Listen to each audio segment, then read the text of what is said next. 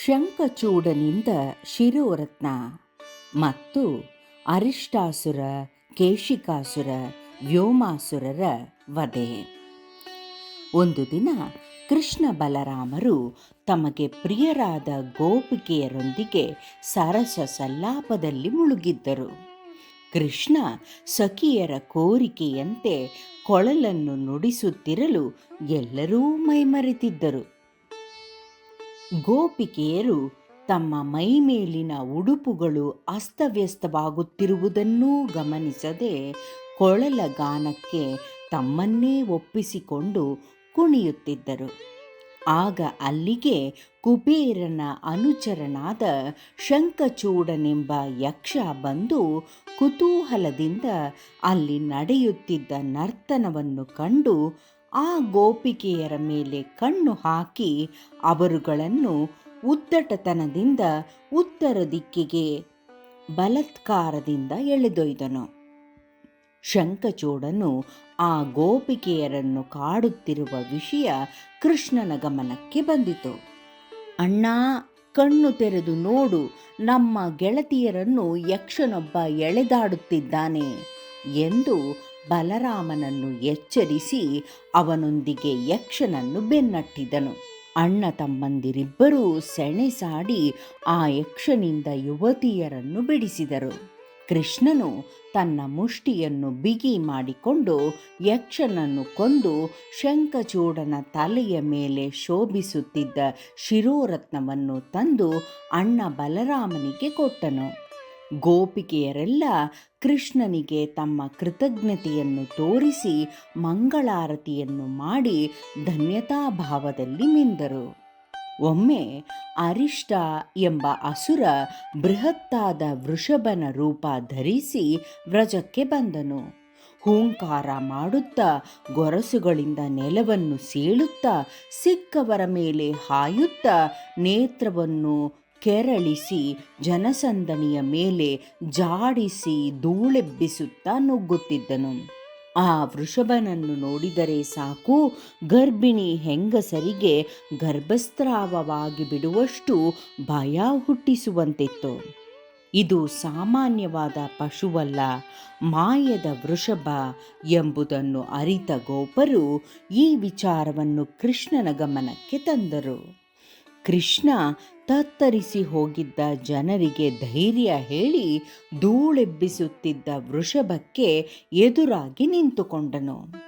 ವೃಷಭವು ಕೃಷ್ಣನನ್ನೇ ಗುರಿಯಾಗಿಸಿಕೊಂಡು ಹೂಂಗುಡುತ್ತಾ ಅವನನ್ನು ಸೀಳಿ ಬಿಡುವಂತೆ ನುಗ್ಗಿತು. ಕೃಷ್ಣ ವೃಷಭದ 2 ಕೊಂಬುಗಳನ್ನು ತನ್ನ ಕೈಗಳಲ್ಲಿ ಹಿಡಿದು ಸೆಣಸಾಡಿ ತಿರುಗಿ ಎಸೆದ. ಅರಿಷ್ಟಾಸುರನು ನಿಜರೂಪ ಧರಿಸಿ ಬೃಹದಾಕಾರದಲ್ಲಿ ನೆಲದ ಮೇಲೆ ಅಂಗಾತ ಸತ್ತು ಬಿದ್ದುಕೊಂಡನು. ಜನರೆಲ್ಲ ನಿಟ್ಟುಸಿರು ಬಿಟ್ಟು ನಿರಾಳರಾದರು. ಕಂಸನು ಕೃಷ್ಣನನ್ನು ಕೊಲ್ಲಲು ಯಾರನ್ನೇ ಕಳುಹಿಸಲಿ ಅವರು ಹೆಣವಾಗಿ ಬಿಡುತ್ತಿದ್ದರು. ಇದರಿಂದ ಕಂಸ ಕಂಗೆಟ್ಟು ಹೋದ. ಅವನ ತಲೆಯಲ್ಲಿ ದೆವ್ವ ಮನೆ ಮಾಡಿತ್ತು.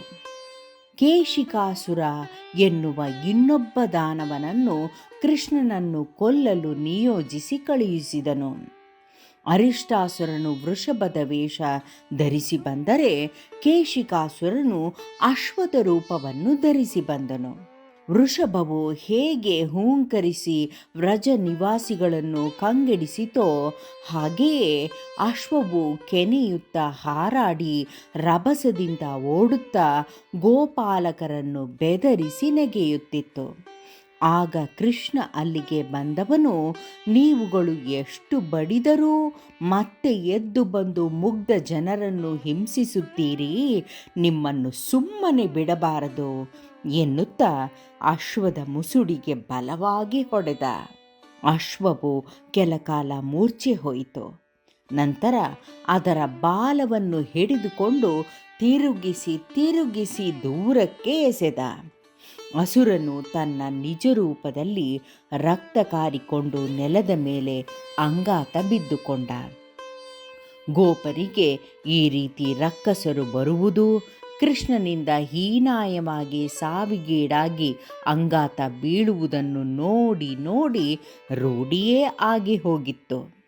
ಮಥುರೆಯ ಅರಸ ಕಂಸ ಕಂಗೆಟ್ಟು ವ್ಯೋಮಾಸುರ ಎನ್ನುವ ಇನ್ನೊಬ್ಬ ದಾನವನನ್ನು ಕೃಷ್ಣನನ್ನು ಕೊಲ್ಲುವುದಕ್ಕಾಗಿ ನಿಯೋಜಿಸಿ ಅಟ್ಟಿದನು.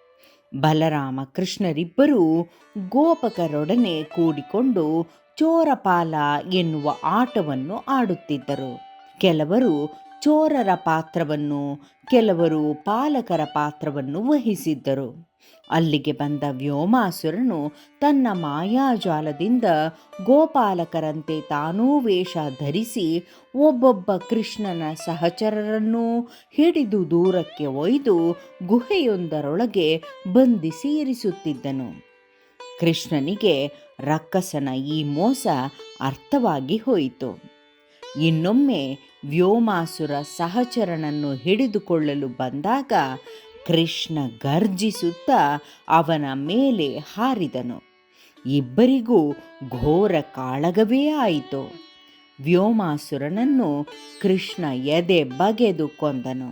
ಹೀಗೆ ಕೃಷ್ಣ ಒಬ್ಬೊಬ್ಬರೇ ದಾನವರನ್ನು ಮುಗಿಸುತ್ತಿರಲು ಕಂಸನ ಅವಸಾನದ ದಿನಗಳು ಹತ್ತಿರವಾಗತೊಡಗಿದವು.